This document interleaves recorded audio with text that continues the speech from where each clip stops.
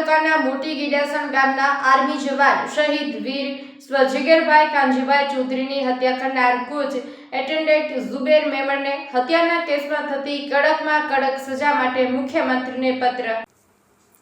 વડગામ ધારાસભ્ય જિગ્નેશ મેવાણીએ સીએમ ભૂપેન્દ્ર પટેલને પત્ર લખીને જેઓ ધરમપુર ફરજ બજાવી રહ્યા છે તેઓ તારીખ 2/11/2025 રવિવારના રોજ ફિરોઝપુર કેન્ટથી જમ્મુ તાવી સાબરમતી એક્સપ્રેસ ટ્રેનમાં કોચ S3માં મુસાફરી કરી રહ્યા હતા. તે દરમિયાન કોઈ એટેન્ડન્ટ ઝુબેર મેમણ સાથે બોલાચાલી દરમિયાન કુબેર મેમણે છરી દ્વારા જીવલેણ હુમલો કરતા ગંભીર રીતે ઘવાયેલા હતા.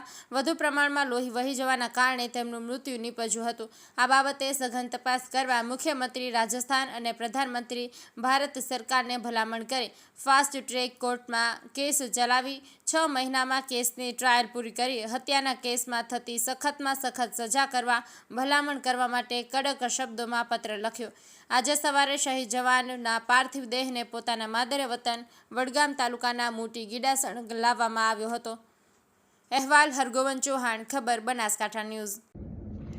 મિત્રો, અત્યારે બિહાર છું પ્રચારમાં અને ગઈકાલે વહેલી સવારે ગીડાસણ ગામમાંથી પ્રવીણભાઈ ચૌધરીનો ફોન આવ્યો કે અમારા બહુ અંગત નજીકના ગામના સગા એ જીગરભાઈ ચૌધરીનું બિકાનેરની ટ્રેનમાં ખૂન કરવામાં આવ્યું છે અને તરત એમણે એમનું ચૂંટણી કાર્ડ અને ફોટોગ્રાફ્સ બધા મોકલી આપ્યા અને તરત જ મેં રાજ્યના પોલીસ વડા વિકાસ સાહેને વોટ્સઅપમાં મેસેજ કર્યો અને વિનંતી કરી કે તમે તાત્કાલિક ત્યાંની રાજસ્થાનની પોલીસ સાથે રાજ્યના પોલીસ વડા છે જે રાજસ્થાન એની સાથે તમે સંપર્ક કરીને વાત કરો અને કોઈ પણ સંજોગોમાં પ્રકરણમાં ન્યાય મળવો જ જોઈએ. આપણે બધાને બહુ જ દુઃખ છે કે આર્મીનો કોઈ જવાન કોઈ પણ જ્ઞાતિ કે ધર્મનો હોય, આર્મીનો કોઈ પણ જવાન એ માતૃભૂમિ માટે, દેશ માટે છાતીમાં ગોળી ખાવાની તૈયારી સાથે લડતો હોય એવા વ્યક્તિનું એક ચાલતી ટ્રેનમાં ખૂન કરી દેવામાં આવે એ કઈ હદે આપણા દેશમાં કાયદો અને વ્યવસ્થા કથળી ગઈ છે, લોકોના મગજ કેવા થઈ ગયા છે, લોકો કેવી હિંસા ઉપર ઉતરી આવ્યા છે,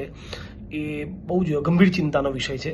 એટલે હું પહેલાં તો મારી પરિવારજનોને શ્રદ્ધાંજલિ પાઠવું છું.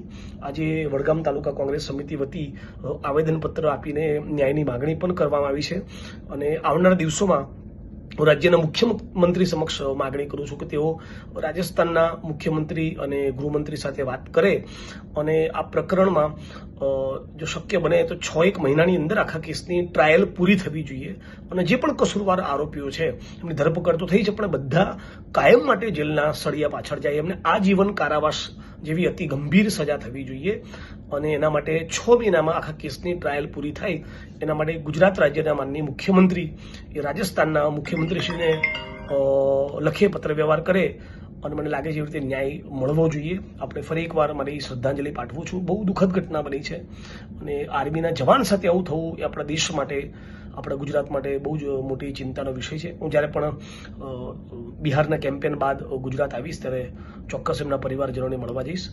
હાલ પૂરતી મારી સાંત્વના પાઠવું છું.